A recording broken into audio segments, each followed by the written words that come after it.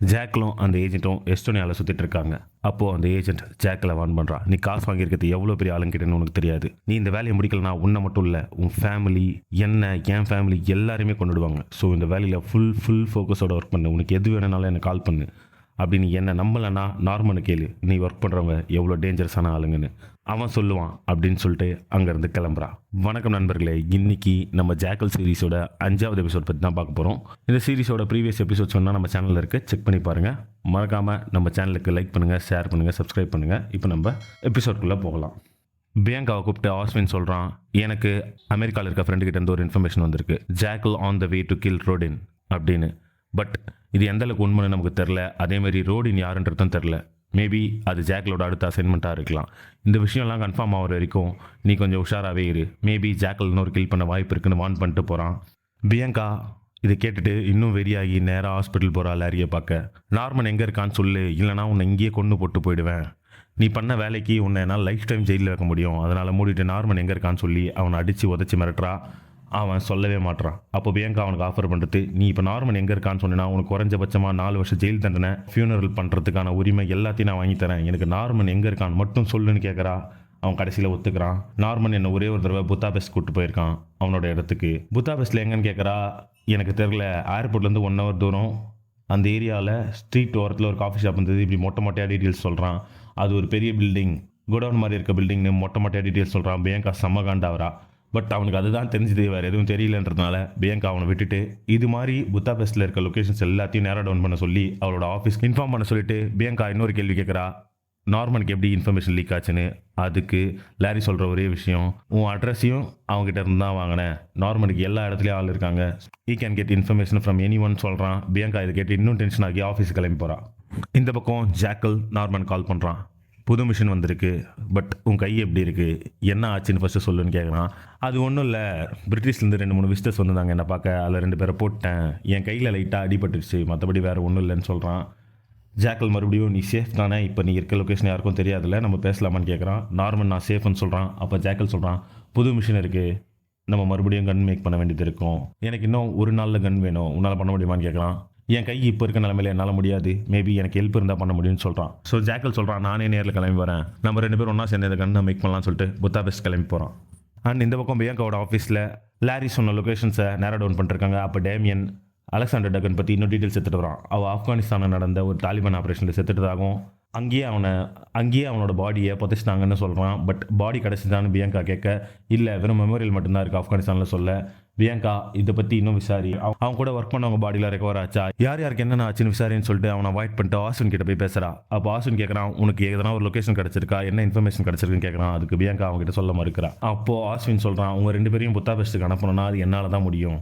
ஏன்னா எலிசபெத், அதாவது எட்டுக்கு இந்த மேட்டர் தெரியாமல் மூவ் பண்ணணும், என்னால் தான் உங்களை ஆத்தரைஸ் பண்ணி புத்தாபெஸ்ட்டுக்கு அனுப்ப முடியும். ஸோ என்கிட்ட நீ லொக்கேஷனை ஷேர் பண்ணாதான் நான் உனக்கு ஹெல்ப் பண்ண முடியும்னு சொல்கிறான். அதுக்கு பியங்கா, கண்டுபிடிச்ச உடனே உங்ககிட்ட ஷேர் பண்ணுறோம் அப்படின்னு சொல்லிட்டு அங்கேருந்து கிளம்பி அவள் பொண்ணை பார்க்க போகிறா. ஆப்வியஸ்லி நேற்று நடந்த பிரச்சனைக்கு அப்புறம் அவள் பொண்ணு அவள் வீட்டில் இருக்க முடியாது, சேஃப்டி காம்ப்ரமைஸ் ஆகிடுச்சு. அதனால் அவள் ஹஸ்பண்டோட எக்ஸ்-ஒய்ஃப் வீட்டில் அவள் பொண்ணை தங்க வச்சுருக்காங்க. அங்கே போய் நீங்களாம் வீட்டுக்கு வாங்கன்னு சொல்லிட்டு கேட்குறா. அதுக்கு அவள் ஹஸ்பண்ட் அவள் பொண்ணு யாருமே வராமல் இருக்கிறாங்க, அந்த வீட்டில் எங்களுக்கு சேஃப்டி இல்லை, உன்னால தான் இவ்வளோ பிரச்சனைன்னு அங்கே ஒரு சண்டை நடக்குது. அங்கே சண்டையில் பயங்கரமாக கத்திட்டு அங்கேருந்து கிளம்பி பியங்கா வீட்டுக்கு போயிடுறான். இந்த பக்கம் ஜாக்கல் புத்தாபெஸ்ட் வரான். நார்மன் அவனை பிக் பண்ணிக்கிறான். வந்த ஜாக்கல் நார்மனோட குடவுனுக்குள்ளே போய் அங்கே இருக்க ஸ்னைப்பர் ரைஃபிள்ஸ், கன்ஸ் எல்லாத்தையும் பார்த்தோன்னே அவனுக்கு பழைய மெமரிஸ்லாம் வருது, ஆப்கான் ஆர்பியில் அவன் இருந்தது எல்லாமே. அப்போது நார்மன் கேட்குறான், என்ன டார்கெட், எவ்வளோ தூரம், எப்படி கன் வேணும்னு. அதுக்கு ஜாக்கல் 75 meters தான் டிஸ்டன்ஸ், பட் எனக்கு டிஸ்அசம்பிள் பண்ணுற மாதிரி தான் கன் வேணும், பொனவட்டி மாதிரி, ட்ரிகரும் ரிமூவ் பண்ணுற மாதிரி வேணும்னு கேட்குறான். ஏன் நார்மன் கேட்க, அவன் போட்டு வச்சிருந்த டிசைனை காட்டுறான். அதாவது டிசேபிள் பீப்புளெலாம் வேர் பண்ணுற சப்போர்ட் ஷூவில் பேரில் ஒழிச்சு வச்சு கீழே ஃபயர் மெக்கானிசம்ஸை வச்சு எடுத்து போகிற மாதிரி கன் வேணும்னு கேட்குறான். எனக்கு ட்ரிகரும் ரிமூவபுளாக இருக்கணும், அப்போ தான் நான் அசம்பிள் பண்ணிட்டு திருப்பி டிஸ்அசம்பிள் பண்ணி தூக்கி போட முடியும்னு சொல்லிட்டு நார்மன் கிட்ட கேட்குறான்.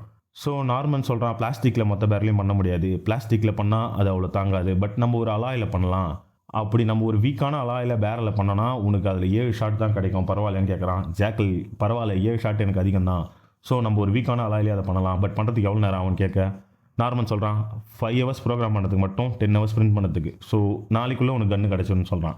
2 பேரும் வேலையில் இறங்குறாங்க. 2 பேரும் சேர்ந்து கன்னை ப்ரோக்ராம் பண்ணிட்டு அது பிரிண்ட் ஆகிற டைமில் சும்மா குடிக்கிறாங்க. குடிச்சிட்டு லைஃப் பற்றி அதை பற்றிலாம் பேசிட்டு இருக்கும்போது ஜாக்கில் அவகிட்ட கேட்குறான், நீ எப்படி MI5 கிட்ட தப்பிச்ச, யார் யார் உன்னை அட்டாக் பண்ண வந்ததுன்னு. அதுக்கு நார்மன், என்னை அட்டாக் பண்ண மிஷினில் லீட் பண்ணது ஒரு பிளாக் உமன் தான், அது மட்டும் எனக்கு தெரியும். ஆனால் நான் எப்படி தப்பிச்சேன்னா எனக்கு முன்கூட்டியே இன்ஃபர்மேஷன் வந்தது. எனக்கு முன்கூட்டியே இன்ஃபர்மேஷன் வந்துச்சு, ஒருத்தவங்க கால் பண்ணி MI5 ஒன்று அட்டாக் பண்ண வராங்க, எஸ்கேப் ஆகிடுன்னு சொன்னாங்க. It was just a message, யார் என்னன்னு எனக்கு தெரியாது, அதனால தான் நான் உஷாராக இருந்தேன். அதேமாதிரி அவங்களும் வந்தாங்க, அதனால தான் என்னால் தப்பிக்க முடிஞ்சதுன்னு சொல்கிறான். பியங்கா ஃப்ளைட் ஏறி அங்கே வந்து நேரோடோனான லொக்கேஷனுக்கு வரா. இந்த டைமில் கன் ரெடி ஆயிடுது. அவங்க கன் எடுக்கிறாங்க, அதை வேர் பண்ணி பார்க்குறான். ஜாக்கல் நல்லா இருக்குது, அசம்பிள் பண்ணவும் எப்படின்னு கற்றுக்குறான். பட் இப்போ அதை டெஸ்ட் பண்ணி பார்க்கணும். அதனால நார்மனோட கார் எடுத்துகிட்டு சிட்டிக்கு வெளில இருக்க ஒரு இடத்துக்கு போய் வாட்டர் மெலன் வாங்கி தர்பூசணி வாங்கி அதை வச்சு கன்னை டெஸ்ட் பண்ணிட்டுருக்கான். டெஸ்ட் பண்ணி முடிச்சுட்டு திரும்பி வந்துட்டுருக்கான். அப்போன்னு பார்த்து அந்த இடத்துக்கு பியங்கா வந்துடுறா. பியங்கா வந்து அங்கே இருக்க லொக்கேஷனை நேரோ டவுன் பண்ணிட்டுருக்கும் போது அவளை பார்த்தோன்னே ரெகக்னைஸ் பண்ணிடுறான். ஒரு பிளாக் உமன், இவ்வளோ ஏஜென்ட்ஸ் கூட இருக்காங்க, அப்போ இவங்க MI5 தான் இருக்கணும். நார்மனை தேடி தான் வந்திருக்கணும். நார்மனை கால் பண்ணுறான், பட் அவன் தூங்கின்னு இருக்கான், ஃபோன் எடுக்கவே இல்லை. அவன் 2வது தடவை ஃபோன் எடுக்க சொல்ல இவங்க பவர் கட் பண்ணி அந்த பில்டிங்குள்ளேயே இறங்கிடுறாங்க. இதை பார்த்து நம்ம ஜாக்கல் நார்மன் கிட்ட, நீ எல்லா ஃபைல்ஸும் டெலிட் பண்ணிட்டாங்க, அந்த எஸ்கேப் ஆகிடு, உள்ளே இறங்கிட்டாங்க, இதுக்கு மேலே உன்னால் என்ன பண்ண முடியும்னு தெரியல, பட் மறக்காமல் ஃபைல்ஸை டெலிட் பண்ணிட்டு அங்கேருந்து எஸ்கேப் ஆகிடுன்னு சொல்கிறான். ஸோ நார்மன் போய் அந்த கன்னோட எல்லா ஃபைல்ஸும் டெலிட் பண்ணிட்டு அங்கேருந்து எஸ்கேப் ஆக ட்ரை பண்ணுறான். பட் வேலைக்கு ஆகல. பியங்கா அவனை பிடிச்சிடுறான். அங்கே அவனை பிடிச்சிட்டு அந்த இடத்த சுற்றி பார்க்கும்போது தான் பியங்காக்கு ஒரு மேட்டர் தருது. இந்த கையை வச்சு இவனால் கண்ணை பண்ணியிருக்க முடியாது, கூட யாரோ ஹெல்ப்புக்கு இருந்திருக்காங்கன்னு. அப்போ அங்கே இருக்க லக்கேஜ் எல்லாத்தையும் பார்த்துட்டு அவள் கன்ஃபார்ம் பண்ணுறா, இங்கேருந்து ஜாக்கல் தான், நீ ஜாக்கலுக்கு தான் இன்னொரு கன் பண்ணி கொடுத்துட்டு இருந்த, உண்மையை சொல்லுன்னு அவனை மிரட்டுறா. அவன் சொல்ல மாட்டேன்னு சொல்கிறான். அவனை மிரட்டிகிட்டே இருக்க சொல்ல டப்புன்னு நெத்தியில் ஒரு புல்லட்.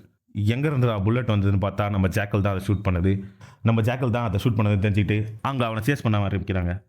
அங்கே ஆரம்பித்த சேஸ் பரபரன்னு இவங்க காரில் சேஸ் பண்ண, அங்கே கார் எதுவுமே இல்லாதனால அந்த ஃபார்மில் குதிரை எடுத்துக்கிட்டு ஜாக்கில் எஸ்கேப் ஆக ட்ரை பண்ணுவான். இவங்க காரில் அவனை சேஸ் பண்ண அவன் வளைஞ்சு காடுக்குள்ளெல்லாம் புகுந்து தப்பிச்சு போக ட்ரை பண்ணுவான். பட் முடியாது. கடைசியில் அங்கேருந்து ஓடி போய் ஒரு ரிவரில் குதிச்சு அங்கேருந்து எஸ்கேப் ஆகி கன்னோட தப்பிச்சு போவான்.